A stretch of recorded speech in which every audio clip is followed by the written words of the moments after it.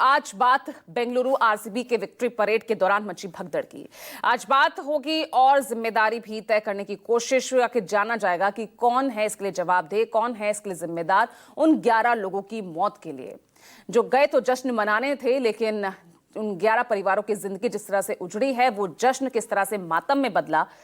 11 की मौत, 33 लोग घायल कल की इस भगदड़ में।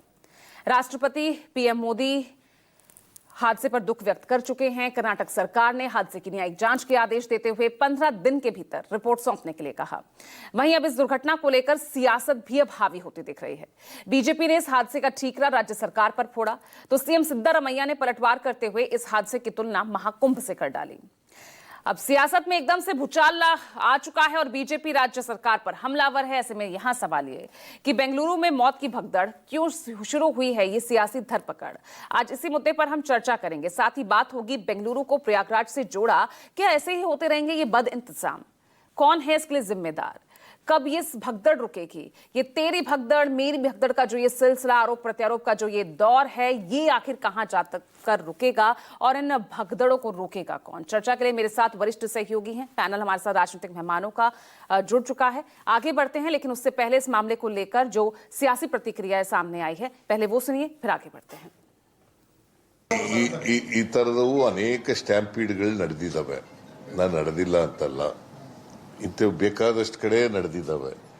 ಆದರೆ ನಾನು ಎಲ್ಲನೂ ಈಗ ಡಿಫೆಂಡ್ ಮಾಡ್ಕೊಳಕ್ ಹೋಗಲ್ಲ. ಅಲ್ಲಿ ನಡೆದಿದ್ದಾವೆ, ಹಿಂದೆ ನಡೆದಿತ್ತು, ಇದರಲ್ಲಿ ಕುಂಭಮೇಳದಲ್ಲಿ ನಡೆದಿತ್ತು ಅಂತ ಹೇಳಿ ಇಲ್ಲಿ ಡಿಫೆಂಡ್ ಮಾಡ್ಕೊಳಕ್ ನಾನು ಹೋಗಿದ್ದೀನ? ಕುಂಭಮೇಳದಲ್ಲಿ ಎಷ್ಟು ಒಂದು 50-60 ಜನ ಸತ್ತಿದ್ರು. ಸ್ಟ್ಯಾಂಪೀಡ್ ಯಾರು ಯಾರು ನಾನು ಟೀಕೆ ಮಾಡಿದ್ನ? ನಾನ್ ಟೀಕೆ ಮಾಡಿದ್ನೇನ್ರಿ? ನಾನ್ ಟೀಕೆ ಮಾಡಿದ್ನ? ಯಾರು ಮಾಡಿದ್ದವರು? ಕಾಂಗ್ರೆಸ್ ನಿಂದ ಬೇರೆ. ನಾನ್ ಮಾಡಿದ್ನ? ನಾನ್ ಮಾಡಿದ್ನೇನ್ರಿ? ಸರ್ಕಾರದಿಂದ ಮಾಡಿಲ್ಲ, ಕರ್ನಾಟಕ ಸರ್ಕಾರ ಮಾಡಿಲ್ಲ. See, comparing to any Kumbh, or you cannot escape your responsibility. So Kumbh and these are totally uncomparable. After the occurrence of the death, you continued your celebration. Why did your deputy chief minister went to receive them? ये क्या है?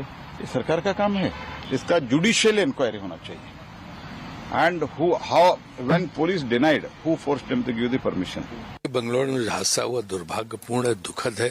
हम लोगों ने इसकी उम्मीद नहीं की थी कि 35,000 कैपेसिटी है स्टेडियम की, जिसमें फंक्शन था, 3 लाख लोग आ गए।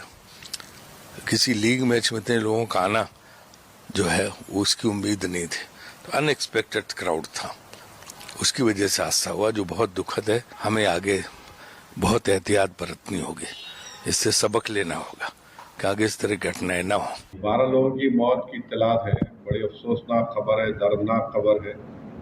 ये खुशी के मौके में इस तरह से स्टैम्पीड में भगदड़ लोगों की मौत हुई है और वहाँ की एडमिनिस्ट्रेशन को ये देखना पड़ेगा कि ऐसा क्यों हुआ और कौन जिम्मेदार है उसका। इसकी जांच होनी चाहिए और किस प्रकार से हुआ है, किसका फेलियर रहा है, ये तो जांच का विषय है। जांच होने के बाद जो है इस चीज़ों को देखना चाहिए और ये तो पहले से ही सिस्टम को बेहतर रखना चाहिए था। पता था कि इतनी बड़ी संख्या में लोग फाइनल देखने आएंगे तो व्यवस्था उसी हिसाब से रखना चाहिए था। देखिए, बहुत ही दुखद दुर्भाग्यपूर्ण घटना है।